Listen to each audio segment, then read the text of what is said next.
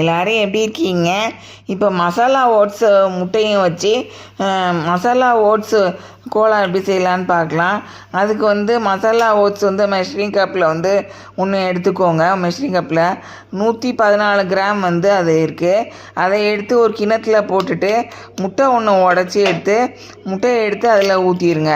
அதை நல்லா சப்பாத்தி பார்த்துக்கு நல்லா பிணைஞ்சி எடுத்துக்கோங்க. இது விருந்தார் ஆச்சி சமையல் தமிழ். இது சப்ஸ்கிரைப் பண்ணுங்கள், லைக்ஸ் கொடுங்க, ஷேர் கொடுங்க. நன்றி. எல்லாத்தையும் உருண்டையாக பிடிச்சி வச்சுட்டு அதுக்கப்புறம் கடாயில் எண்ணெய் ஊற்றிட்டு சூடு லேஸ் மெது சூட்லேயே வச்சுட்டு அதுக்கப்புறம் அந்த உருண்டையெல்லாம் எடுத்து அதில் போடுங்க. லேஸ் சூட்டில் இருக்கும்போதே அதுக்கப்புறம் அந்த கேஸ் ஃப்ளேம் சிம்லேயே வச்சுருங்க.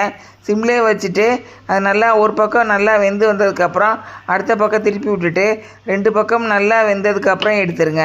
எடுத்துகிட்டு தட்டில் வச்சுட்டு அதுக்கப்புறம் குழந்தைங்களுக்கு கொடுங்க. பெரியவங்களுக்கு உடம்பு நல்லா இருந்தால் பெரியவங்க சாப்பிடுங்க. நன்றி.